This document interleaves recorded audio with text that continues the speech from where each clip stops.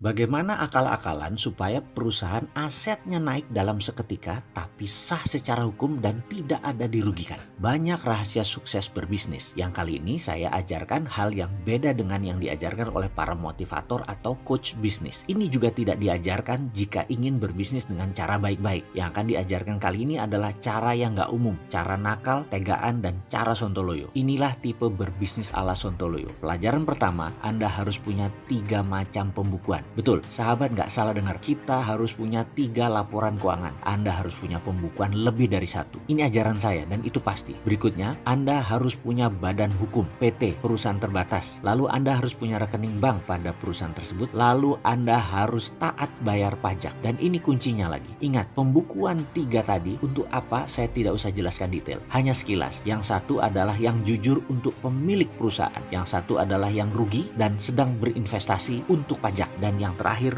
bagus untuk investor. Bagaimana mengkombinasikannya agar sah, baik di mata pajak dan negara, baik di mata investor, dan baik di mata pemilik. Disinilah video ini bertujuan. Nanti kita akan sampai di sana setelah pelajaran berikutnya tentang membuat holding. Jadi pelajarannya tentang holding dulu. Holding bisa diciptakan di awal dengan membangun anak usaha atau beberapa perusahaan bergabung menciptakan holding. Saya lebih suka yang kedua karena itu lebih mudah ngakali bank. Saya coba menjelaskan cara membuat holding. Misalnya si A memiliki usaha dengan nilai aset 100, B mempunyai usaha dengan nilai aset sama juga 100, C memiliki bidang usaha yang sama juga nilainya 100. Ketiganya sepakat membuat holding PT ABC. Masing-masing menyerahkan 100 ke PT ABC. Jadi PT Holding ABC nilainya 300 sekarang. Ini adalah akuisisi 100% ke holding. Pembukuan di PT A, Anda memang sudah memiliki 100. Di pembukuan PT ABC, si A juga memiliki 100 atas aset tersebut. Betul, begitu melihatnya ya. Jadi di pembukuan yang berbeda tadi, A asetnya kalau dijumlahkan menjadi 200. Dari PT A 100, dari PT ABC 100. Walaupun aset bernama sama, namun dibaca di buku berbeda. Lalu PT ABC bisakah meminjam bank senilai 200? Jawabannya bisa. Maka uang yang 200 tadi dibuat PT D dan PT E. Aset PT ABC sekarang ditambah dengan PT D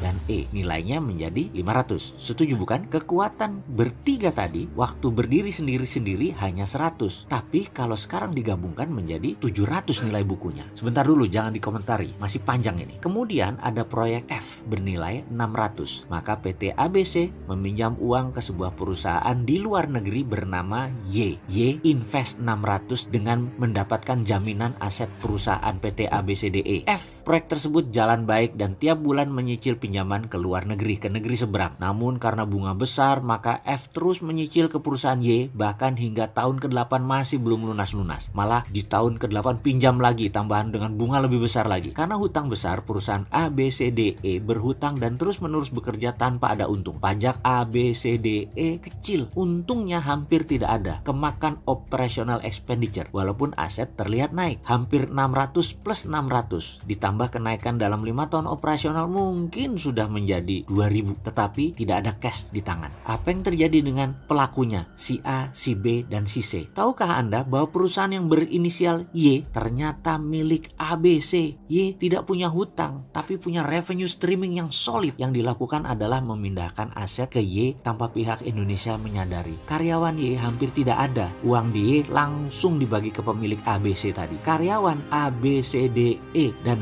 F semua hidup biasa saja yang di Indonesia itu. Perusahaannya pas-pasan aja. Negara ya dapatnya sedikit lah dari pajak. ABC si individu melakukan transfer pembukuan. ABC hidup sangat layak dan kaya raya. Asetnya ada di ABCDE plus F plus Y. Ya begitulah sisi kecil apa yang seorang Sontoloyo lakukan selama 25 tahun berbisnis. Masih belum ada apa-apanya dibanding yang lain dan masih banyak lagi jurus yang disembunyikan. Kalau sudah berani begini dibuka tujuannya satu, artinya Sontoloyo tidak main kayak beginian lagi. Anggap saja ini sebagai magic reveal, membuka tabir teknik sulap agar pesulap menciptakan ilmu baru lagi. Dan kasihan bagi pesulap junior menjadi garing karena ketahuan semua triknya. Begitu juga dunia bisnis akal-akalan. Kita sudah punya trik baru. Maaf ya.